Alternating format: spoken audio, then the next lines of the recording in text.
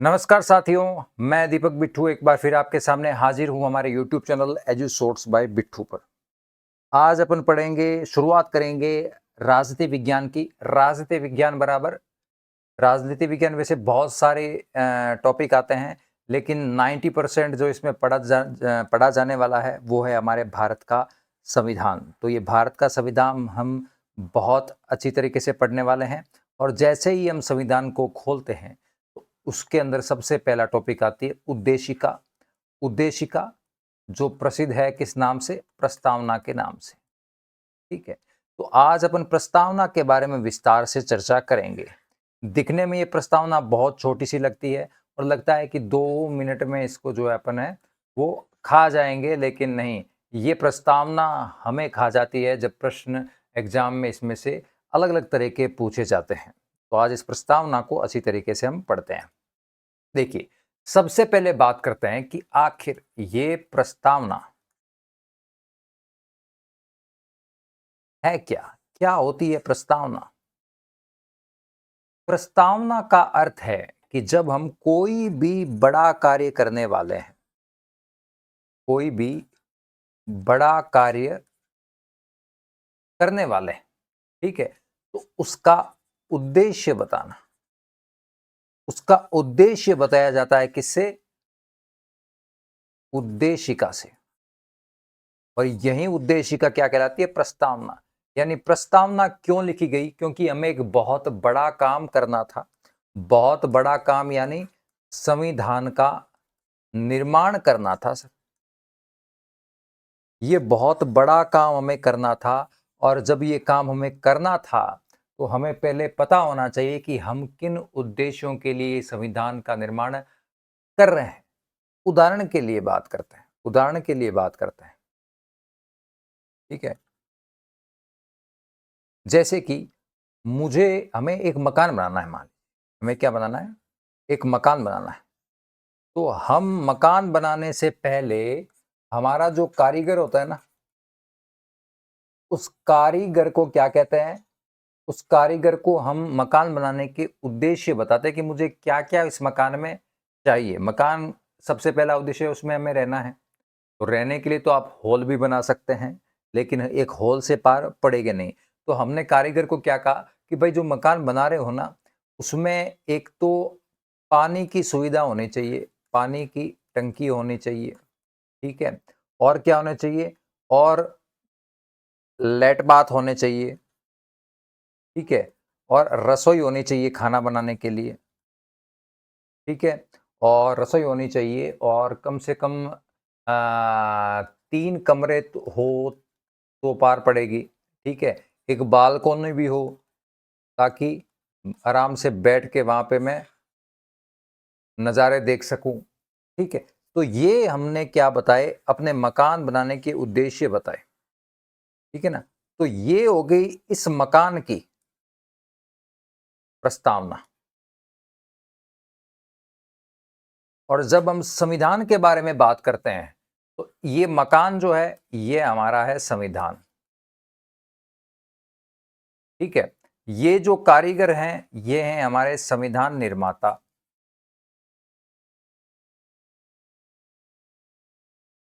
और ये जो है ये है हमारी प्रस्तावना, ठीक है। अब बात करते हैं कि ये जो प्रस्तावना है कि भैया संविधान का निर्माण है वो किन उद्देश्यों को पूर्ण करने के लिए हम बना रहे हैं, ये संविधान निर्माताओं को सबसे पहले किसने बताया? तो जवाहरलाल नेहरू जो हमारे प्रथम प्रधानमंत्री थे, इन्होंने बताया, ठीक है। अब इन्होंने कैसे बताया? तो उस ये चीज आपके समझ में आ गई कि आखिर प्रस्तावना है क्या। प्रस्तावना संविधान का निर्माण हमने किन उद्देश्यों के लिए किया उसके बारे में संक्षिप्त रूप से हमें बताती है, ठीक है। अब मैंने आपको बताया कि जो संविधान निर्माता थे,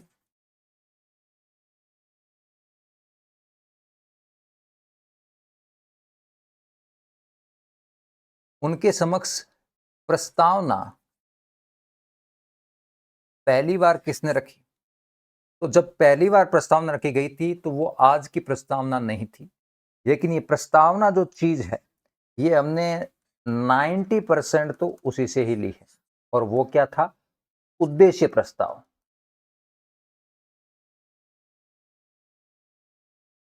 उद्देश्य प्रस्ताव किसने लिख रखा था? पंडित नेहरू ने।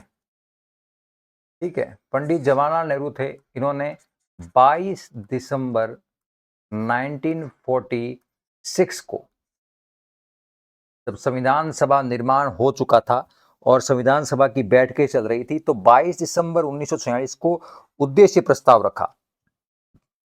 और इस उद्देश्य में 90% वही सब कुछ था जो आज की प्रस्तावना में है। तो हम कह सकते हैं कि भाई साहब, संविधान का जो निर्माण करना था, संविधान के कारीगरों को, उनको उद्देश्य किसने समझाया था? पंडित जवाहरलाल नेहरू ने समझाया था, उद्देश्य प्रस्ताव बता के। और वही उद्देश्य प्रस्ताव आगे जाके प्रस्तावना में कन्वर्ट हो गई। ठीक है, तो ये तो चीज हमें समझ में आ गई कि जी प्रस्तावना क्या होती है। प्रस्तावना होती है जो हमें ये बताती है कि संविधान का निर्माण किन उद्देश्यों को पूर्ण करने के लिए किया गया था। ये इसका एक पक्ष हुआ। ठीक है, प्रस्तावना क्या है,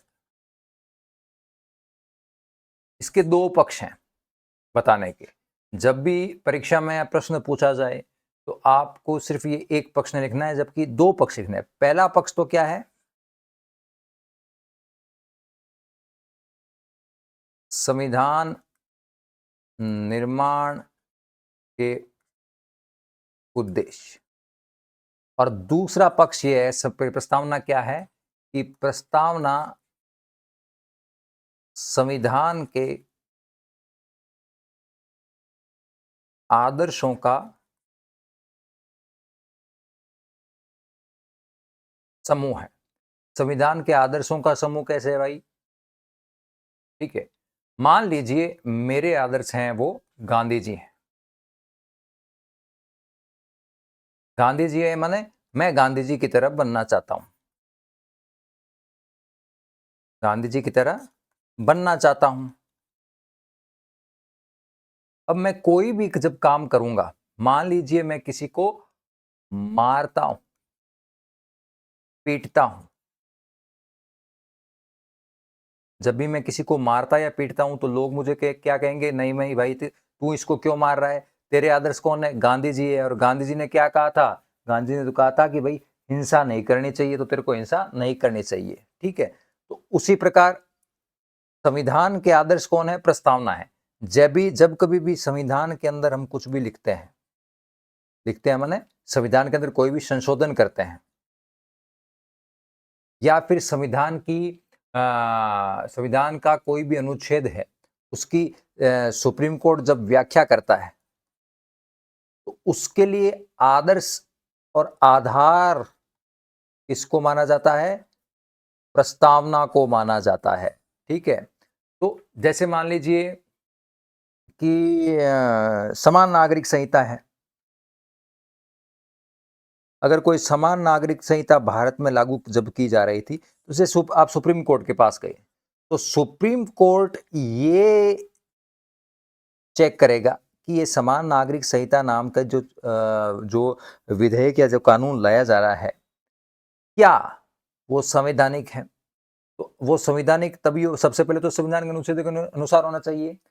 तो मान लीजिए संविधान के अनुच्छेद भी उसको ओके करते हैं कि हाँ ये हो जाए, लेकिन स्पष्ट रूप से नहीं बताते, तो अब उसकी व्याख्या सुप्रीम कोर्ट को करनी पड़ती है। तो सुप्रीम कोर्ट व्याख्या करने के लिए सीधा जाएगा प्रस्तावना के पास।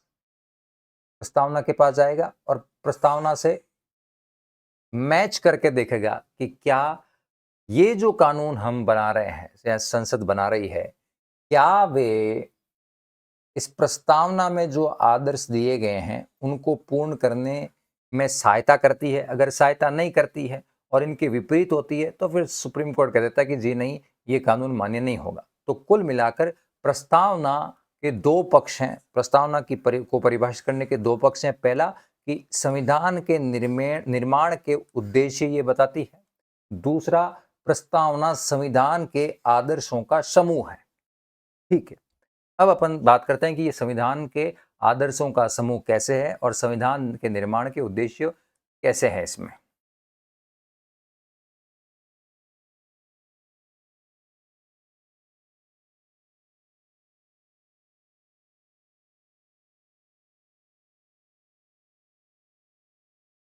ठीक है, अब देखिए, यह है पूरी की पूरी भारत के संविधान की प्रस्तावना।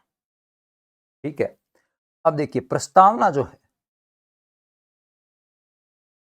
ऐसा नहीं है कि ये विचार जो है वो सिर्फ हम लेके आए। प्रस्तावना सबसे पहले अमेरिका के संविधान में लिखी गई थी। पहला अमेरिका ऐसा देश था जिसने अपने संविधान में प्रस्तावना भी लिखी थी। उसके बाद हमने भी वहां से ये चीज कॉपी की। अब प्रस्तावना में क्या होता है, प्रस्तावना की एक एक लाइन को समझते हैं और उसका अर्थ मैं आपको बताते चलता हूं। ठीक है,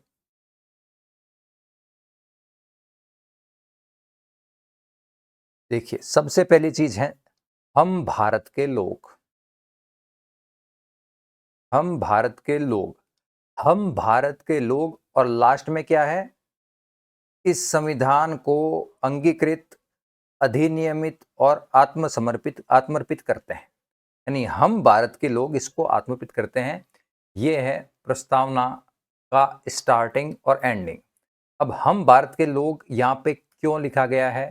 क्या सभी भारत के लोगों ने ये जो प्रस्तावना थी इसको एक्सेप्ट किया था क्या? जी नहीं, संविधान सभा के सदस्यों ने किया था।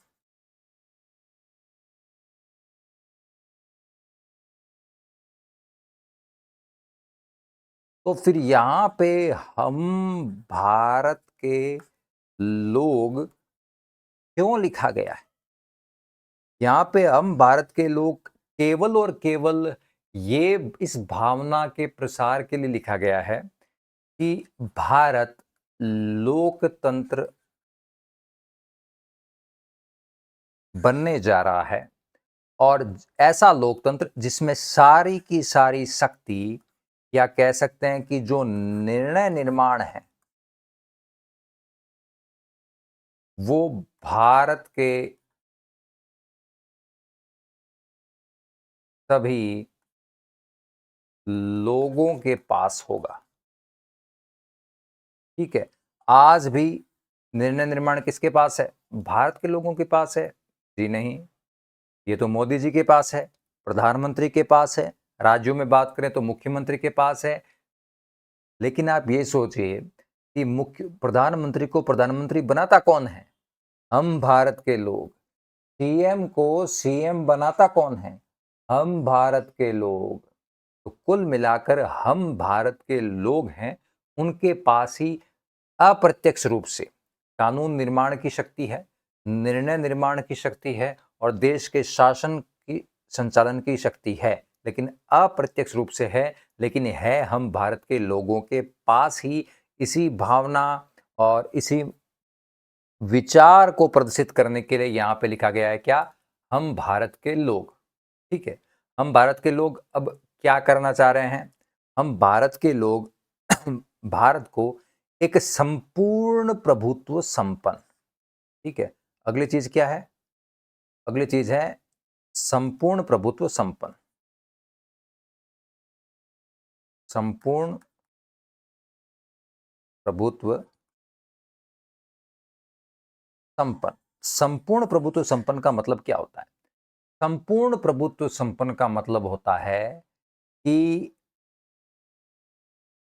भारत देश है वो अपने निर्णयन में किसी का हस्तक्षेप स्वीकार नहीं करेगा। अब वो चाहे आंतरिक मुद्दे हों या फिर बाह्य मुद्दे, ठीक है। तो संपूर्ण प्रभुत्व संपन्न मतलब हम भारत के लोग तय करेंगे कि हमें भारत में क्या करना है, हम भारत के लोग तय करेंगे कि हमें भारत में क्या करना है। हम ब्रिटेन यूके से नहीं पूछने वाले, यूके हमें यूके की जो क्वीन है वो हमें नहीं बताने वाले कि हमें भारत में क्या करना है। हमें यूएस से कुछ नहीं कहेगा कि आपको भारत में क्या करना है। हम इनके कहने से नहीं करेंगे। हम भारत के लोग ही ये तय करेंगे कि हमें किससे अच्छे संबंध रखने हैं, हमें कहाँ पे आयात निर्यात करना है, हमें किस प्रकार से कर प्रणाली रखनी है, सब कुछ हम तय करने वाले हैं। हम संपूर्ण प्रभुत्व संपन्न हैं। हम क्या हैं? संपूर्ण प्रभुत्व प्रभुत्व संपन्न है कौन? हम भारत के लोग। तो हम भारत के लोग भारत को एक संपूर्ण प्रभुत्व संपन्न, उसके बाद में आता है समाजवादी। समाजवादी क्या चीज है? समाजवादी क्या होता है?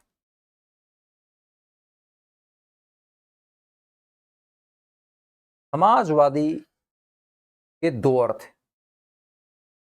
ठीक है, जिस प्रकार प्रस्तावना के दो पक्ष थे उसी प्रकार समाजवादी के भी दो पक्ष होते हैं। एक होता है देखिए पूंजीवाद, एक होता है साम्यवाद। पूंजीवाद में जितने भी संसाधन हैं उन पर निजी क्षेत्र का अधिकार होता है, और साम्यवाद में जितने भी देश के संसाधन होते हैं उस पे राज्य का अधिकार होता है। ठीक है, जैसे फॉर एग्जाम्पल आज अपन देख सकते हैं कि रिलायंस और केयर्न एनर्जी है, एसआर है, ये सारी कंपनियां तेल निकाल रही है। यानी जहां जहां पे भी पेट्रोलियम मिल कच्चा तेल मिल रहा है ये कंपनियां वहां से तेल निकाल रही है। ठीक है, और राज्य का अधिकार का मतलब जैसे कि हमारे यहाँ पे रेलवे है, तो क्या रेलवे कोई भी कंपनी चला रही? नहीं, राज्य स्वयं यानी भारत सरकार चला रही है। ठीक है, उसी प्रकार जो परमाणु संयंत्र हैं वो किसके हैं? राज्य के हैं, किसी और किसी कंपनी के नहीं हैं। ठीक है, तो ये पूंजीवाद का अर्थ होता है कि टोटल फ्री, टोटल फ्री। यहाँ पे समानता वमानता कुछ नहीं है। जिसके अंदर जितनी औकात होगी, जो जितनी मेहनत करेगा उतना कमाएगा और उतना खाएगा, ये पूंजीवाद होता है। और साम्यवाद होता है कि मेहनत चाहे कोई कितनी भी कम करे और कितनी भी ज्यादा करे, किसी में कितनी भी काबिलियत क्यों ना हो या फिर कम काबिलियत हो, राज्य है उसका ही अधिकार रहेगा सारे संसाधनों पर, और वो राज्य को समानता स्थापित करने के उद्देश्य से संसाधनों का वितरण वो करता रहेगा। ठीक है, तो पूंजीवाद, अति पूंजीवाद भी हानिकारक होता है और अति साम्यवाद भी हानिकारक होता है। साम्यवाद आज तो पूर्ण रूप से साम्यवाद कहीं भी नहीं है, पहले रूस और चीन इसके उदाहरण हुआ करते थे। ठीक है, समाजवाद पूंजीवाद और साम्यवाद के बीच का रास्ता है, जिसमें पूंजीवाद के भी लक्षण होते हैं 50% और कुछ 50% है साम्यवाद के भी लक्षण होते हैं। ये तो हुई इसका एक पक्ष समझने का। दूसरा आसानी से समझना है कि समाजवाद क्या होता है, तो जहां पे राज्य का प्रत्येक कार्य समाज के कल्याण के लिए किया जाता है।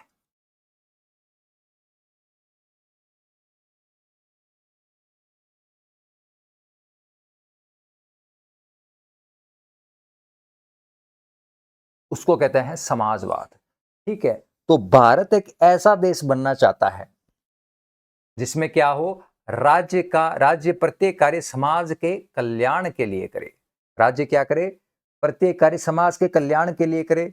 तो हम भारत के लोग भारत को एक संपूर्ण प्रभुत्व संपन्न का मतलब होता है हम हमारे निर्णय स्वयं लेंगे बिना किसी हस्तक्षेप के। समाजवादी जहां पे प्रत्येक कार्य समाज के कल्याण के लिए, लोक कल्याण के लिए किया जाता है। फिर आता है सर पंथ निरपेक्ष। पंथ निरपेक्ष किसे कहते हैं? चलिए बात करते हैं।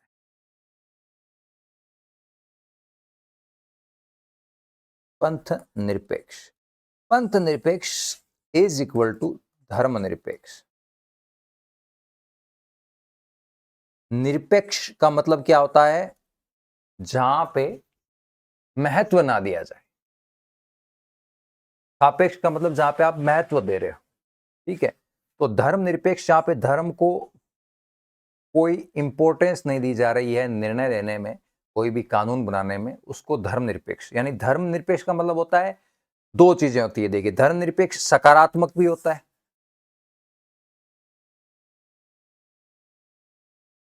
और नकारात्मक भी होता है, ठीक है। जब आप धर्म को कोई विशेष महत्व नहीं दे रहे हैं तो उसकी एक भावना सकारात्मक भी होती है। सकारात्मक क्या होती है कि भाई साहब, जो धर्म है बहुसंख्यक हैं, उनको हम आश्रय प्रदान करेंगे, सॉरी अल्पसंख्यक है उनको आश्रय प्रदान करेंगे, बहुसंख्यक है और अल्पसंख्यक है उनके बीच कोई विवाद ना हो, इस प्रकार से नियमन करेंगे। तो ये होता है सकारात्मक। सकारात्मक होता है कि जहां पे बहुसंख्यक अल्पसंख्यक पर हावी ना हो पाए, बहुसंख्यक के जो धर्म है, धर्म करने के रीति रिवाज है, उनको भी संरक्षण मिले, अल्पसंख्यकों के धर्म को भी संरक्षण मिले, प्रत्येक धर्म को प्रत्येक प्रकार का संरक्षण हो ताकि वो फल फूल सके। नकारात्मक धर्मनिरपेक्ष क्या होता है, जहां पे धर्म को महत्व नहीं दिया जाता। और किस आधार पर महत्व नहीं दिया जाता कि किसी भी प्रकार की कोई भी धार्मिक प्रक्रिया अलाउ ही ना हो, धार्मिक प्रक्रिया अलाउ ही ना हो, आप अपने धर्म संबंधी कोई भी आचरण नहीं कर सकते। वो होता है नकारात्मक धर्म निरपेक्षता या फिर पंथ निरपेक्षता। तो भारत में जो पंथ निरपेक्षता है वो है सकारात्मक पंथ निरपेक्षता। ये सकारात्मक पंथ निरपेक्षता क्यों है, ये प्रस्तावना में ही अभी 2 लाइन बाद में आपको समझा दूंगा। तो मोटा मोटी ये ध्यान रखना है कि हम भारत के लोग भारत को एक संपूर्ण प्रभुत्व संपन्न, यानी हम हमारा निर्णय खुद लेंगे, समाजवादी, यानी प्रत्येक कार्य का अंतिम उद्देश्य समाज का कल्याण ही होगा, पंथ निरपेक्ष जहां पे धर्म को किसी भी कानून जब हम बनाते हैं तो उसमें किसी भी धर्म या किसी भी पंथ को के विरोध या पक्ष में विचार से कोई भी निर्माण नियम का नहीं किया जाएगा, कानून का नहीं किया जाएगा। फिर होता है लोकतंत्रात्मक। अब लोकतंत्रात्मक क्या होता है? लोकतंत्र, लोकतंत्र आपको पता होना चाहिए जहां पे लोगों का शासन हो,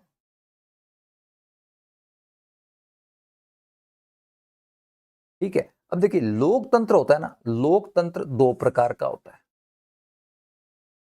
एक होता है प्रत्यक्ष लोकतंत्र, एक होता है अप्रत्यक्ष लोकतंत्र। प्रत्यक्ष लोकतंत्र क्या होता है? प्रत्यक्ष तो लोकतंत्र हमारे यहाँ पे आपको देखने को नहीं मिलेगा। प्रत्यक्ष लोकतंत्र देखना है तो आप जाइए स्विट्जरलैंड। प्रत्यक्ष प्रत्यक्ष जो लोकतंत्र होता है उसमें क्या होता है, उसकी कई विशेषता होती है। दो बड़ी बड़ी विशेषता होती है, जनमत संग्रह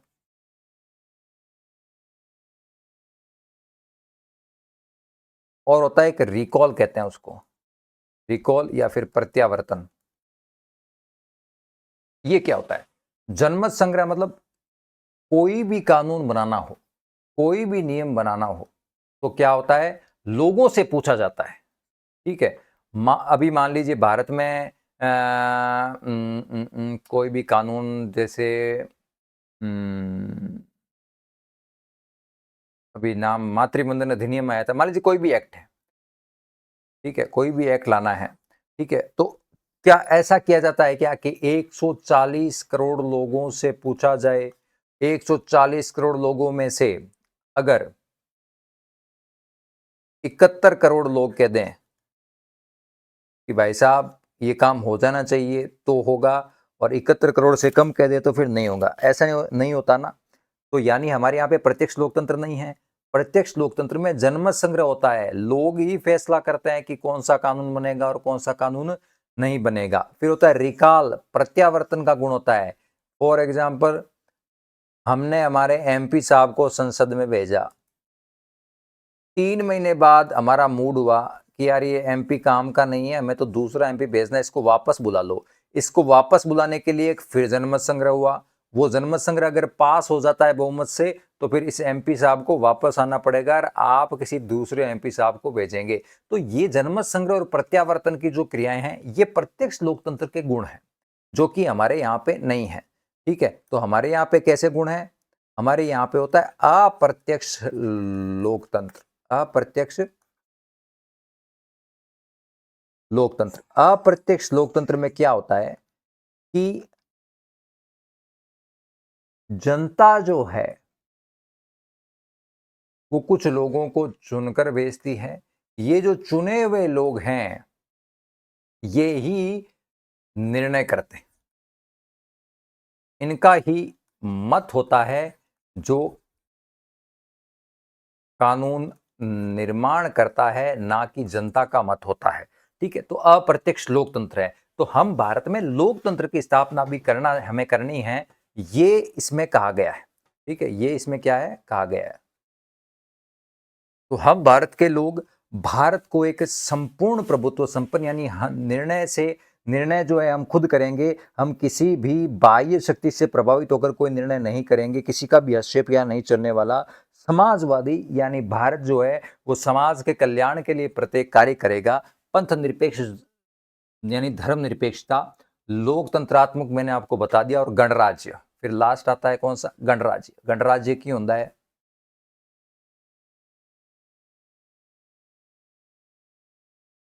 गणराज्य का अर्थ क्या होता है, गणराज्य का अर्थ होता है जहां का राजा क्या हो, जहां का राजा लोग सुने, जहां का राजा लोग चुने। अब गणराज्य को आपको अच्छी तरीके से समझना है तो दो चीजें समझनी होगी, राजतंत्र और गणतंत्र, इन दोनों में अंतर होता है। राजतंत्र और गणतंत्र, राजतंत्र का मतलब होता है जहां का जो राजा है जिस देश का, ये राजा क्या हो, वंशानुगत हो। जैसा कि कहा है इंग्लैंड में, राजा का बेटा राजा, बेटा राजा, फिर रानी। ठीक है, तो ऐसे चलता रहता है। गणतंत्र होता है जहां का राजा लोग चुने। हमारा राजा कौन होता है, राष्ट्रपति, और राष्ट्रपति को कौन चुनता है, सांसद और एमएलए मिलकर चुनते हैं। इनको कौन चुनता है, हम भारत के लोग चुनते हैं। ठीक है, तो अप्रत्यक्ष रूप से राष्ट्रपति को भी कौन चुनता है, हम भारत के लोग चुनते हैं। हमारा राजा वंशानुगत नहीं है, हमारा राजा तो 5 साल के लिए हम खुद चुन के भेजते हैं, इसलिए हम क्या हैं, गणतंत्र हैं, हम राजतंत्र नहीं हैं। ठीक है, तो हम भारत के लोग भारत को एक संपूर्ण प्रभुत्व संपन्न, समाजवादी, पंथ निरपेक्ष, लोकतंत्रात्मक और गणराज्य बनाने के लिए तथा उसके समस्त नागरिकों को, ठीक है, सबसे पहले तो हम क्या करना चाहते हैं, भारत को एक संपूर्ण प्रभुत्व संपन्न, समाजवादी, पंथ निरपेक्ष, लोकतंत्रात्मक गणराज्य बनाना चाहते हैं। फिर हम क्या करना चाहते हैं, उसके समस्त नागरिकों को 3 चीजें दिलाना चाहते हैं। कौन कौन सी 3 चीजें, एक तो चीज दिलाना चाहते हैं न्याय, एक चीज दिलाना चाहते हैं स्वतंत्रता, 4 चीजें, सॉरी, न्याय, स्वतंत्रता, फिर है समानता, और उसके बाद में है बंधुता। ठीक है, ये 4 चीजें हम नागरिकों को देना चाहते हैं, न्याय भी दिलाना चाहते हैं, स्वतंत्रता भी दिलाना चाहते हैं, समानता भी दिलाना चाहते हैं, और उनमें बंधुता भी बढ़ाना चाहते हैं। ठीक है, अब बात करते हैं एक एक टॉपिक की। सबसे पहले न्याय कैसा दिलाना चाहते हैं, न्याय हम कुछ ऐसा दिलाना चाहते हैं, कौन कौन सा, सामाजिक, आर्थिक और राजनीतिक न्याय। कौन सा न्याय, सामाजिक, आर्थिक और राजनीतिक न्याय। ये क्रम बड़ा इंपॉर्टेंट है। ठीक है, एक बार यूपीएससी में ये प्रश्न पूछा जा चुका है कि प्रस्तावना में निहित न्याय की परिभाषा जो है, या न्याय में न्याय के प्रकारों का क्रम क्या है, क्या वो आर्थिक, सामाजिक, राजनीतिक है, राजनीतिक, सामाजिक, आर्थिक है। तो सबसे पहले ध्यान आपको ये होना चाहिए कि आखिर ये तीनों न्याय होते क्या है। राजनीतिक न्याय का सीधा सा अर्थ मान लो वोटिंग पावर। वोटिंग पावर में किसी प्रकार की असमानता आपसे नहीं की जाएगी, ठीक है, किसी प्रकार का भेदभाव आपसे नहीं किया जाएगा। वो होता है राजनीतिक न्याय, यानी राजनीति में भाग लेने, ठीक है, राजनीति में मतदान करने और समस्त राजनीतिक क्रियाकलापों में किसी प्रकार का भेदभाव नहीं किया जाएगा, पहली चीज। फिर बात करते हैं आर्थिक। पैसों के आधार पर कोई भी भेदभाव नहीं किया जाएगा, ठीक है, यानी पैसों के आधार पर कोई भी भेदभाव नहीं किया जाएगा और आर्थिक समानता स्थापित करने के प्रयास किए जाएंगे। दूसरा होता है सामाजिक न्याय। सामाजिक न्याय आपको कब मिलेगा? जब समाज में आप अपने आप को वंचित और अलग थलग ना महसूस करें, ये होता है सामाजिक न्याय। अब मेरे को बताइए आप कि आपको सामाजिक न्याय ना मिले, यानी अस्पृश्यता हो, सॉरी अस्पृश्यता हो और आपके साथ ऊंच नीच हो, ये सारी समस्याएं आप में विद्यमान हो। दूसरा आर्थिक न्याय हो, कुछ लोग बहुत ज्यादा पैसे वाले हो, कुछ लोगों की स्थिति होगी उनके उन आप आपकी स्थिति मान लीजिए, अगर आपकी स्थिति ऐसी हो कि आपके घर खाने को आटा ना हो, आपके साथ समाज में है वो दुर्व्यवहार किया जा रहा है और आपको सिर्फ राजनीतिक न्याय दे दिया जाए, ठीक है ना, आपको कह दे कि आप भी चुनाव लड़ सकते हो, वोट दे सकते हो, कोई टेंशन नहीं है, तो क्या आप ऐसा भारत चाहते हो? नहीं चाहते ना? नहीं। तो आप क्या चाहेंगे? चलिए, आपको मान लीजिए सामाजिक न्याय ना दिया जाए, आपको सिर्फ आर्थिक और राजनीतिक न्याय दिया जाए कि भाई पैसे तो आपके पास ठीक ठाक हैं और आपको राजनीतिक शक्ति भी, राजनीतिक जो प्रक्रिया है उनमें भी भाग लेने के लिए किसी प्रकार का आपके साथ भेदभाव नहीं किया जाएगा। लेकिन सामाजिक न्याय, लोग आपके साथ बैठ के खाना नहीं खा रहे, लोग आपको छू नहीं पा रहे, लोग आपको बड़ा ही हे दृष्टि से, हीन दृष्टि से देखते हैं, तो क्या ये आप चाहेंगे? नहीं चाहेंगे। तो देखिए, अगर आपको आर्थिक और राजनीतिक न्याय नहीं भी दे, केवल सामाजिक न्याय देना तो भी चलेगा। तो कुल मिला के क्रम यह है कि सबसे पहले आपको सामाजिक न्याय, इज्जत मांगता है, अपन को क्या मांगता है? इज्जत। तो सबसे पहले इज्जत चाहिए, फिर चाहिए पैसा और फिर क्या मिलती है? पावर। यही क्रम होता है जीवन में, इज्जत, पैसा और पावर, ये तीन ही आपको चाहिए, ठीक है ना। तो सामाजिक न्याय, आर्थिक न्याय और राजनीतिक न्याय, ये ध्यान रखना, ये जो न्याय है ये संविधान में दो जगह पे लिखा हुआ है। आज पहली जगह प्रस्तावना में हम पढ़ रहे हैं, दूसरी जगह अपन पढ़ेंगे नीति निर्देशक तत्वों में। इसके अलावा ये कहीं नहीं लिखा है, ठीक है। तो ये क्रम याद रखना, सामाजिक, आर्थिक, राजनीतिक न्याय, तीनों का अर्थ क्या होता है, इसी क्रम में क्यों होने ये जरूरी है, ये मैंने आपको बता दिए हैं, ठीक है। तो हमने अब तक क्या पढ़ लिए? हम भारत के लोग भारत को एक संपूर्ण प्रभुत्व संपन्न समाजवादी पंथ निरपेक्ष लोकतंत्रात्मक गणराज्य बनाने के लिए तथा उसके समस्त नागरिकों को सामाजिक, आर्थिक और राजनीतिक न्याय, ये चीज मैं आपको पढ़ा चुका हूं, अभी अपन ने पढ़ ली। अब बात करते हैं अपन स्वतंत्रता के बारे में। स्वतंत्रता कितने प्रकार की है? विचार, अभिव्यक्ति, विश्वास, धर्म और उपासना, ठीक है। क्या क्या है? विचार, अभिव्यक्ति,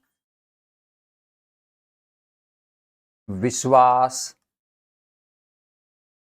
धर्म, उपासना, ये स्वतंत्रता है। विचार की स्वतंत्रता, अभिव्यक्ति की स्वतंत्रता, विश्वास की स्वतंत्रता, धर्म की स्वतंत्रता और उपासना की स्वतंत्रता, ठीक है। सबसे पहले तो आपको विचार करने की स्वतंत्रता देश में होनी चाहिए, ठीक है।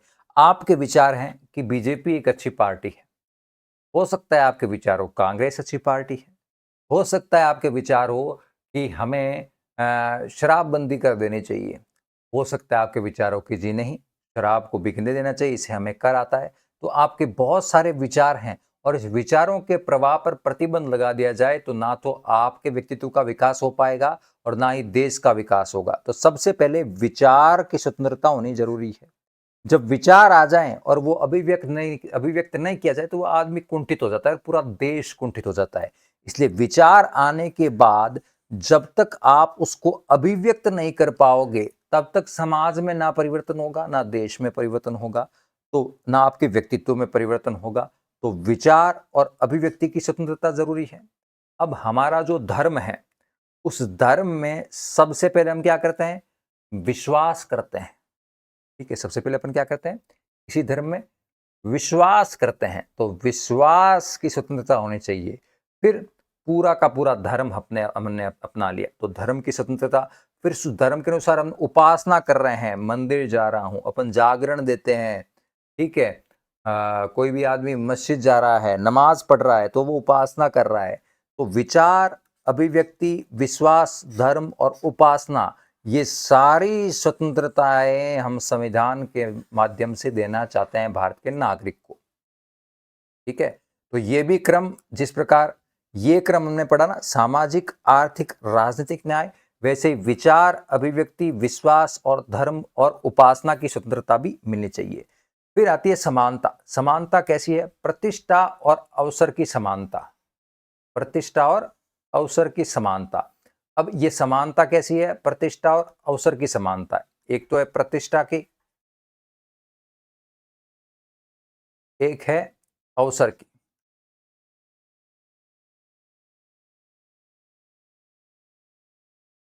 अब प्रतिष्ठा और अवसर की समानता सब चाहते। देखो आज कौन है जो प्रतिष्ठा नहीं चाहता, लेकिन अगर आपको प्रतिष्ठा के अवसर ही ना मिले, मान लीजिए प्रतिष्ठा कैसे होती है, छोटा सा एग्जाम्पल, आप विद्यालय में पढ़ते हैं।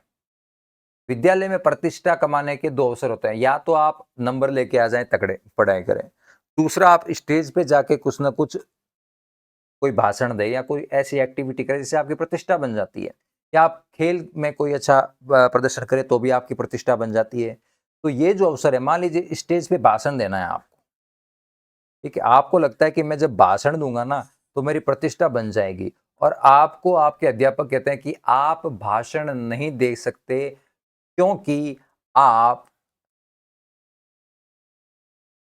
फलानी जाति से संबंधित हैं, या फिर कह दे आप भाषण नहीं दे सकते क्योंकि आपका रंग, सूरत आपकी वो अच्छी नहीं है, या आपको कह दे कि नहीं आप बिहार से बिलोंग करते हैं, या आप महाराष्ट्र से बिलोंग करते हैं, या आप हरियाणा से बिलोंग करते हैं, या किसी भी राज्य से बिलोंग करते हैं, तो मैं आपको भाषण नहीं देने दूंगा, या फिर मेरी इच्छा है कि मैं आपको भाषण नहीं देने दूंगा।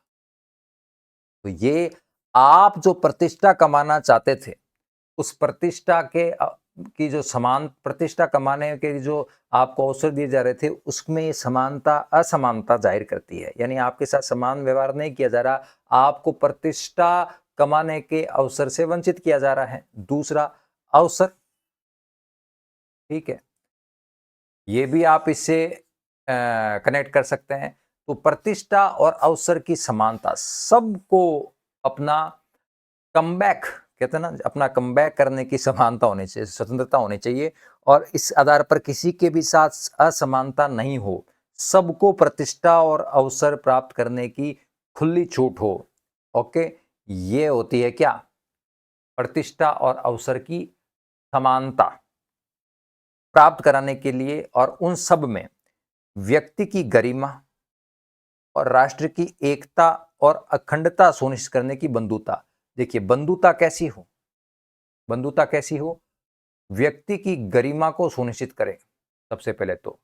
ठीक है, मैं आपके चार जूत डालूं और बोल दूं कि आज से ना मेरे साथ पंगा मत लेना, शांति से यहां से जाना, यहां से आना, और हमारे घर आके खाना खाने के चले जाना, तो मेरी आपके साथ बंधुता है, मैं आपको खाना भी खिला रहा हूँ, ठीक है, और मैं आपको कभी कभी सहायता भी, पैसा भी देता हूँ, लेकिन मैं आपको चार जूत भी डाल रहा हूँ। क्यों? क्योंकि मैं चाहता हूँ मेरा डोमिनेंस रहे। तो मैंने बंधुता तो सुनिश्चित की, मैं आपको ज्यादा हानि नहीं पहुंचा रहा हूँ, लेकिन क्या आपकी व्यक्ति की गरिमा रही? उसमें नहीं रही। ठीक है, और तो राष्ट्र की एकता और अखंडता भी सुनिश्चित होनी चाहिए, ऐसी बंधुता होनी चाहिए। ठीक है, अब मान लीजिए हम दोनों हैं, बड़े आराम से दो जने रह रहे हैं, ठीक है, लेकिन मैं घर की बातें किसी दूसरे घर में जाके बता रहा हूँ, तो मेरे परिवार की एकता खत्म हो रही है कि नहीं हो रही?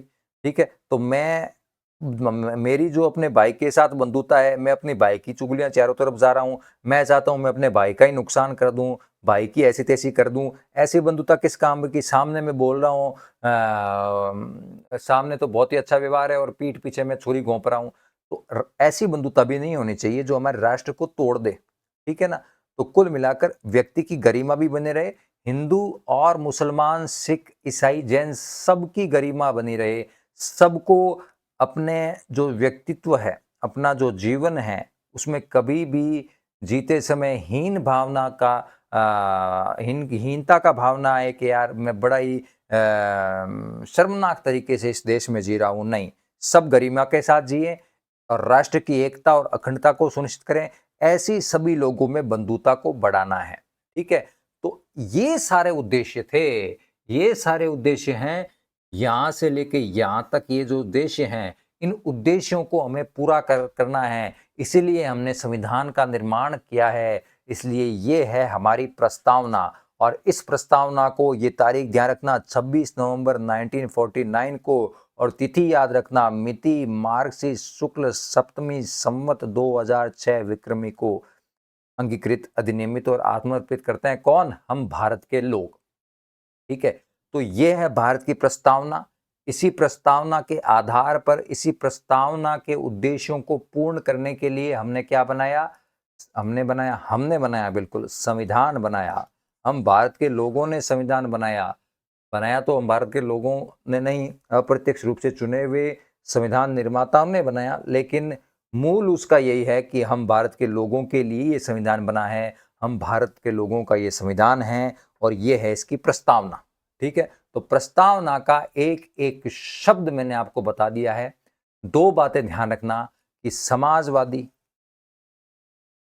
पंथ निरपेक्ष और राष्ट्र की एकता और अखंडता, ये जो तीन शब्द हैं, ये मूल रूप से प्रस्तावना में नहीं थे, ये जोड़े गए थे 42वें संविधान संशोधन में। 1976 में 42वां संविधान संशोधन किया गया था, उसके तहत ही प्रस्तावना में ये तीन शब्द जोड़े गए, समाजवादी, पंथ निरपेक्ष और अखंडता, ठीक है?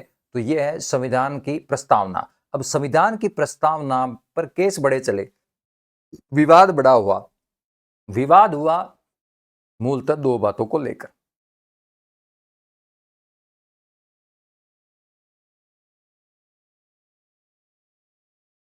प्रस्तावना के विवाद, सबसे पहला विवाद ये था, क्या क्या प्रस्तावना संविधान का अंग है?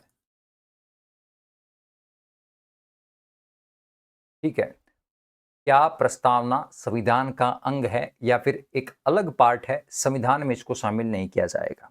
ठीक है। दूसरा कि क्या प्रस्तावना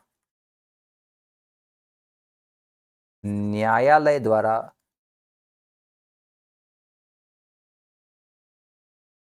प्रवर्तनीय है? ठीक है, क्या प्रस्तावना न्यायालय द्वारा प्रवर्तनीय है? एक दोनों को पढ़ते हैं।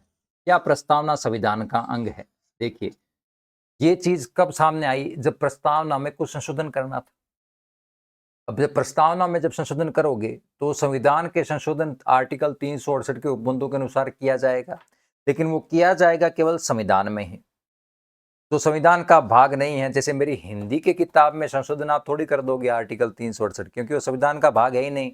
ठीक है, संविधान के जो भाग हैं उनमें ही उस रीति से संशोधन करोगे। ठीक है, तो अब प्रश्न ये उठा कि क्या प्रस्तावना संविधान का पार्ट है या नहीं। ठीक है, सबसे पहला केस हुआ, ये रट लेना क्योंकि ये एग्जाम में हूबहू प्रश्न आएंगे। 1960 में सबसे पहले लफड़ा हुआ, सुप्रीम कोर्ट में केस गया, इसका नाम है बेरूबारी वर्सेस भारत। संघ।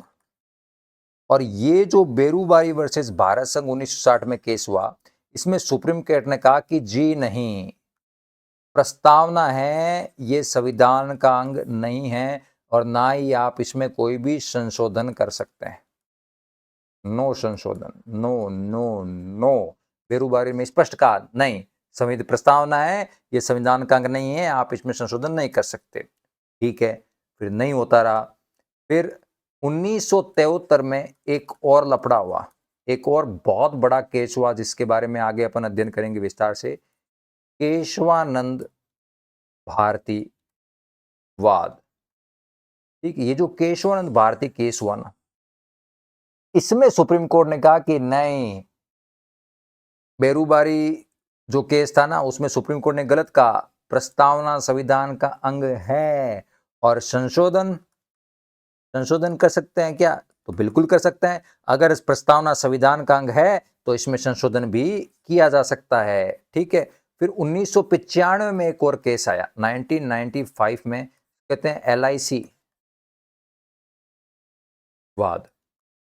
ये जो LIC वाद था 1995 का, 1995 में, इसमें भी सेम केशवानंद भारती के निर्णय को दोहराया गया और कहा गया कि हाँ, आप है, प्रस्तावना संविधान का ही भाग है और आप इसमें संशोधन कर सकते हैं। ठीक है, तो ये तो मुद्दा हो गया सोल्व पहला कि क्या प्रस्तावना संविधान का अंग है। तो बेरूबारी वाद में 1960 में सुप्रीम कोर्ट ने कहा नहीं है अंग, आप संशोधन नहीं कर सकते। 1973 में केशवानंद भारती वाद में सुप्रीम कोर्ट ने कहा कि हाँ, प्रस्तावना संविधान का अंग है और आप में इसमें संशोधन कर सकते हैं। फिर 1995 में LIC वाद हुआ, उसमें भी सेम केशवानंद भारती के निर्णय को दोहराया गया और कहा गया कि हाँ, प्रस्तावना संविधान का अंग है और आप इनमें संशोधन कर सकते हैं। यही तो बात है। तभी तो 1973 में जब केशवानंद भारती वाद में सुप्रीम कोर्ट ने कह दिया कि हाँ भाई साहब, संविधान प्रस्तावना संविधान का अंग है और आप इसमें संशोधन कर सकते हैं, तभी तो ये संशोधन हुए।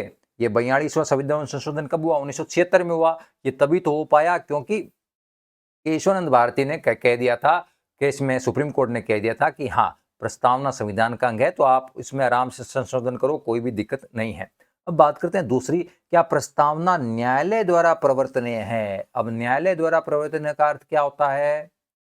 न्यायालय द्वारा प्रवर्तनीय का होता है कि जब कोई भी काम आपका नहीं किया जाए तो आप सीधा न्यायालय के पास चले जाओ और कह दो कि साहब, मेरा काम नहीं हो रहा है, आप ये करवाओ। ठीक है, जैसे मान लीजिए आपका कोई भी मान लीजिए फॉर एग्जांपल जैसे मूल अधिकार होते हैं, आगे पढ़ेंगे अपन। ठीक है, मान लीजिए मैंने प्रतिबंध लगा दिया, कि आप जो है ना, आप ये वाली स्कूल ड्रेस पहन के जाओगे। ठीक है, काला शर्ट होगा और लाल पैंट होगी। ठीक है, ये वाली स्कूल ड्रेस आप पहन के जाओगे। तो आप गए सुप्रीम कोर्ट के पास, आपने जज साहब को कहा कि जज साहब, मैं इन कपड़ों में कितना भद्दा लगता हूँ। ठीक है, तो मेरी तो प्रतिष्ठा ही समाप्त हो जाएगी, मेरी तो प्रतिष्ठा की ऐसी की तैसी हो जाएगी। फिर प्रतिष्ठा की और अवसर की समता मेरे को कहाँ मिली? मेरे को तो प्रतिष्ठा के बछीड़ बोला दिए गए। तो नहीं, आप जब जज के पास जाओगे तो जज कहेगा कि नहीं, इसको तो आप ये जो ड्रेस पहन के आएगा ना, आप उसको वही ड्रेस पहने दो। तो ये न्यायालय के द्वारा प्रवर्तन हो गया। जब मेरा काम नहीं हुआ तो मैं न्यायालय के पास गया, न्यायालय ने ये काम करवाया, और ये न्यायालय ने जब ये काम करवाता है तो अपन कहते हैं कि ये जो चीज थी, ड्रेस वाला विवाद था, ये न्यायालय द्वारा प्रवर्तनीय था। वैसे ही बात करते हैं कि क्या प्रस्तावना ये न्यायालय द्वारा प्रवर्तनीय है? क्या हम न्यायालय में जाके कह सकते हैं क्या, देखिए तो साहब, ये जो भारत की सरकार है ना, ये समाजवादी राज्य की स्थापना करने के लिए कुछ नहीं कर रही है, ये लोकतंत्र को स्थापित करने के लिए कुछ कर ही नहीं रही है, ये ना तो पंथ निरपेक्ष के लिए कर रही है, न्याय के लिए कर रही है, ये क्या हो रहा है? ये ऐसा नहीं होना चाहिए। नहीं, आप इसके लिए उत्तर है नो, ये न्यायालय द्वारा प्रवर्तन नहीं है। आप कभी भी जिंदगी में कोई भी भारत का नागरिक या कोई भी विश्व का नागरिक सुप्रीम कोर्ट में जाके या फिर न्यायालय के पास जाके ये नहीं कह सकता कि आप प्रस्तावना को लागू करवाइए सरकार से। ठीक है, तो प्रस्तावना न्यायालय द्वारा प्रवर्तनीय नहीं है। क्या प्रस्तावना भारत के संविधान का भाग है? जी हाँ, भाग है, संशोधन कर सकते हैं, बट न्यायालय द्वारा प्रवर्तनीय नहीं है। ठीक है, ये हो गई भारत की संविधान की प्रस्तावना। मुझे नहीं लगता इसमें कोई भी बात मैं चूका हूँ, लेकिन फिर भी अगर आपको लगे कि कोई बात बाकी रह गई है प्रस्तावना में पढ़ानी, तो आप मुझे कमेंट सेक्शन में लिख के बताएं ज़रूर। और ये वीडियो देखने के लिए बहुत बहुत धन्यवाद, और इस वीडियो को आप आगे शेयर भी कीजिए ताकि सभी बच्चे जिनको ज़रूरत है ऐसे टॉपिक्स के अध्ययन की, तो वो आराम से इसका अध्ययन है वो निःशुल्क कर पाए। बहुत बहुत धन्यवाद।